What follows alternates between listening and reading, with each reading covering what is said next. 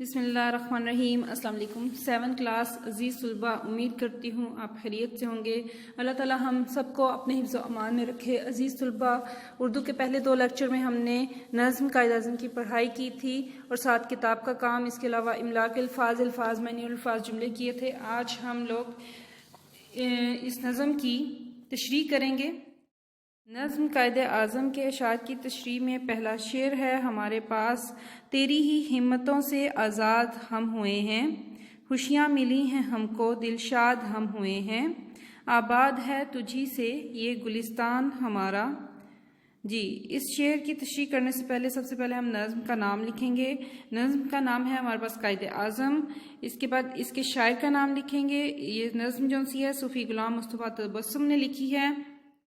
اگر ہم اس شعر کے مفہوم کی طرف جائیں تو اس کا سادہ مفہوم ہمیں یہ سمجھ میں آتا ہے کہ قائد اعظم کی ہمتوں سے ہم آزاد ہوئے ہیں اور ہمیں آزادی کی خوشیاں ملی ہیں، جس کی وجہ سے ہمارے دل خوش ہیں، اور یہ ملک جو ہے پاکستان، یہ قائد اعظم کی محنتوں کی وجہ سے ہی، انتھک کوشش کی وجہ سے ہی بنا ہے، اور ہم اس میں ہنسی خوشی زندگی گزار رہے ہیں۔ اب اس کی تشریح کی طرف آتے ہیں۔ طلباء، اس شعر کی تشریح آپ کے لرننگ نوٹس میں سے ہی کرتے ہیں۔ یہاں پہ لکھا ہوا ہے تشریح میں: اس شعر میں شاعر قائد کی تعریف بیان کرتے ہوئے کہتے ہیں کہ ان جیسا عظیم رہنما کوئی نہیں، بڑے صغیر کے مسلمان انگریزوں کے غلام تھے، قائد اعظم مسلمانوں کو غلام دیکھ کر بے چین ہو گئے، انہوں نے مسلمانوں کو آزادی دلانے کے لیے ہمت کی اور مسلسل جدوجہد سے ہمیں آزادی جیسی نعمت سے نوازا۔ قائد اعظم ہی کی وجہ سے ہمیں خوشیاں ملی ہیں، انہی کی وجہ سے ہمارے ملک کے باغوں میں آزادی کی بہار ہے، کیونکہ آزادی بہت بڑی نعمت ہے اور غلامی ایک لعنت ہے۔ ہمیں زندگی کے ہر لمحے قائد اعظم کی خدمات یاد آتی ہیں۔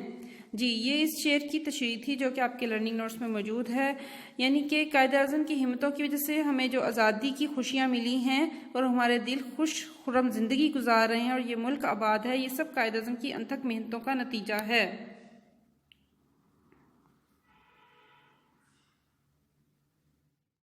عزیز طلباء، ہمارے پاس دوسرا شعر جس کی ہم نے تشریح کرنی ہے وہ ہے: ہم سو رہے تھے تو نے آ کر ہمیں جگایا، پھرتے تھے ہم بھٹکتے رستہ ہمیں بتایا، تو رہنما ہمارا تو پاسباں ہمارا۔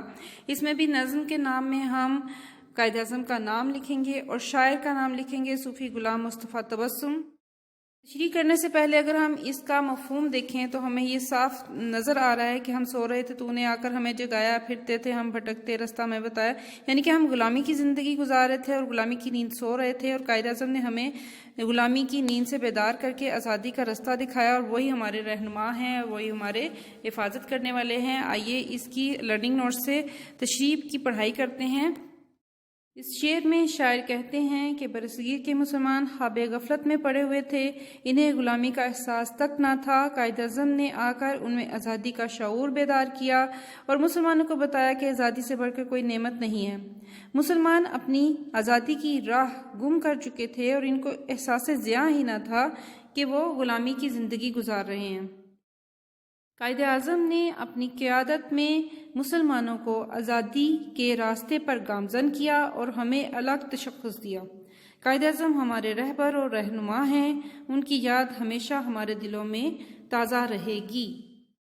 عزیز طلباء، قائد اعظم ہمارے عظیم رہنما ہیں، انہوں نے ہمیں غلامی کے اندھیروں سے نکال کے آزادی کی زندگی گزارنے کا شعور دیا۔